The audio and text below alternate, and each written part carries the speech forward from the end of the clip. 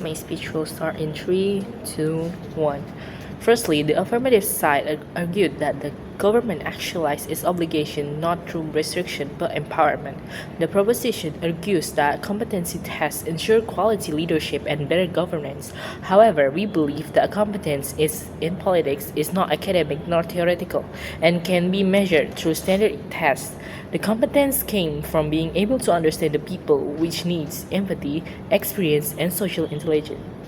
Government's duty is to empower people, not to gatekeep the rigid process. If we care about democratic accountability, we should let voters decide who's competent. Secondly, the other side also argued that we create better participation, which results in better trust from people to the governments. By forcing candidates to pass a test, we got the message that only a certain class of people can run in this. This will result in lower public participation, foster resentment, and distrust. In contrast, when citizens feel represented, the trust increase. Now, what is the definition? This motion proposed a policy in which all individuals wishing to run has to pass a test that administered by the government. We oppose this because it undermines democracy by restricting who can participate in leadership.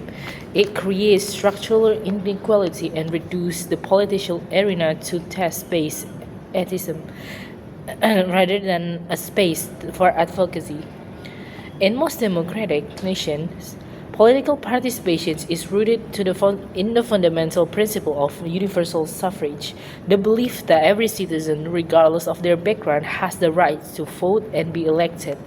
This isn't just a legal right, it's a democratic ideal. Imposing the test threatens this principle by introducing gatekeeping mechanisms that can restrict who can represent the people. At first glance, the test may seem reasonable, but unlike professions such as engineering or medicine, political leadership is not a technical role, it's representational. A leader's role is not just know about policies or memorize constitutional, it's to understand, to represent, and to respond to people's needs. Moreover, political knowledge is not absolute.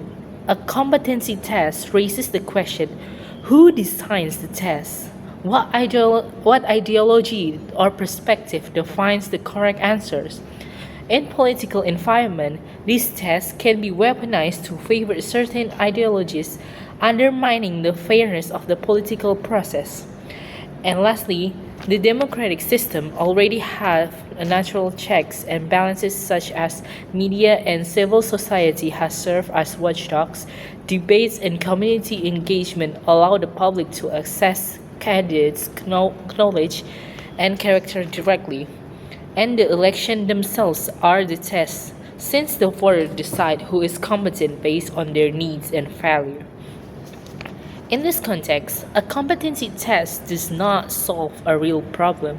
It creates a barrier that undermines representation and reduces trust. Introducing a test for political competency for candidates may cause three effects. Firstly, it excludes grassroots and underprivileged voices. The test would likely be designed with biases towards formal education, thus excluding those who may understand their people's struggle better than textbook politicians. Secondly, is decreased participation and trust. This will ultimately erode the democratic legitimacy of the governments, even if it becomes more competent. And lastly, potential bias, corruption, and abuse. No test is ever perfectly neutral. When the tests are made, what content will it be included? Who marked the test? And will it be biased? This opens the door to corruption, manipulation, and system abuse disguised as merit-based system. For some examples, we can take a look at Evo Morales from Bolivia and Lech Walesa from Poland that were not academically trained in politics, yet they had massive impact. In summary, Real world experience showed that some of the most powerful and impactful political leaders would have never passed a test, and yet they deliver a real reforms and empowerment. The empowerment and the test will introduce discrimination, which will harm representations and trust in democracy. While the propositions may argue that such tests ensure qualified leadership, we believe this solution fundamentally misunderstands the essence of democracy and brings more harm than benefit. Therefore, we oppose this motion. Because what democracy needs is not fewer voices, but more diverse and accessible leadership. If we truly care about competency, then we should invest in civic education, not gatekeeping them.